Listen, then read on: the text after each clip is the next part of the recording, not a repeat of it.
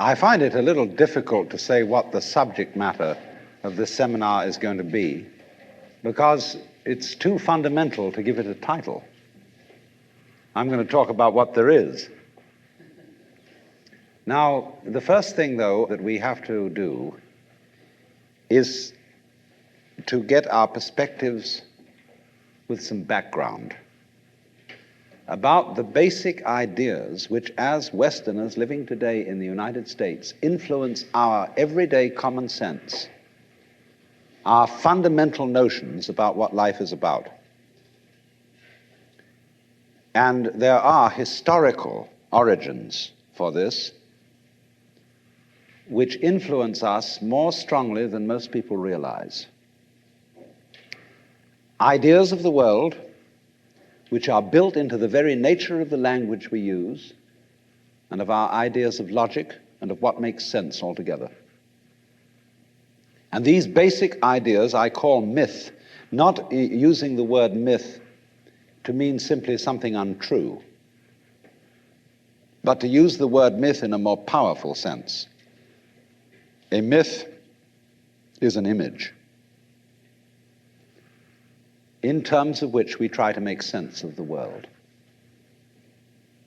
And we at present are living under the influence of two very powerful images, which are, in the present state of scientific knowledge, inadequate. And one of our major problems today is to find an adequate, satisfying image of the world. Well, that's what I'm going to talk about.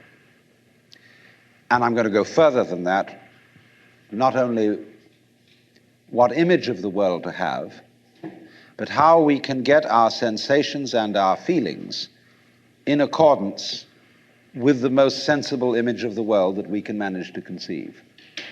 All right, now, the two images which we have been working under for 2,000 years and maybe more are what I would call two models of the universe, and the first is called the ceramic model, and the second, the fully automatic model. The ceramic model of the universe is based on the book of Genesis, from which Judaism, Islam, and Christianity derive their basic picture of the world. And the image of the world in the book of Genesis is that the world is an artifact. It is made. As a potter takes clay and forms pots out of it, or as a carpenter takes wood and makes tables and chairs out of it.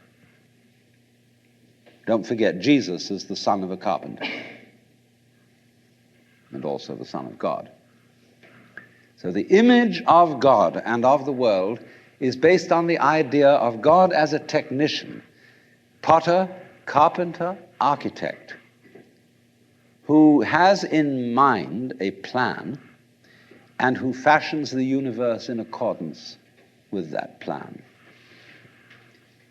So basic to this image of the world is the notion, you see, that the world consists of stuff, basically.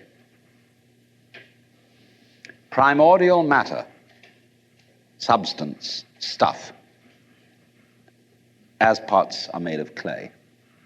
And the potter imposes his will on it and makes it become whatever he wants. And so in the book of Genesis, the Lord God creates Adam out of the dust of the earth. In other words, he makes a clay figurine, and then he breathes into it, and it becomes alive, because the clay becomes informed. By itself, it is formless. It has no intelligence, and therefore it requires an external intelligence and an external energy to bring it to life and to put some sense into it. And so in this way, we inherit a conception of ourselves as being artifacts, as being made, and it is perfectly natural in our culture for a child to ask its mother, "How was I made?" or "Who made me?" And this is a very, very powerful idea, But, for example, it is not shared by the Chinese or by the Hindus. A Chinese child would not ask its mother, "How was I made?" A Chinese child might ask its mother, "How did I grow?" which is an entirely different procedure from making. You see, when you make something, you put it together, you arrange parts, or you work from the outside to the in, as a sculptor works on a stone or as the potter works on clay. But when you watch something growing, it works in exactly the opposite direction. It works from the inside to the outside. It expands, it burgeons, it blossoms, and it happens all over itself at once. In other words, the original simple form, say, of a living cell in the womb, progressively complicates itself. And that's the growing process, and it's quite different from the making process. And so there is, for that reason, a fundamental difference between the made and the maker. And this image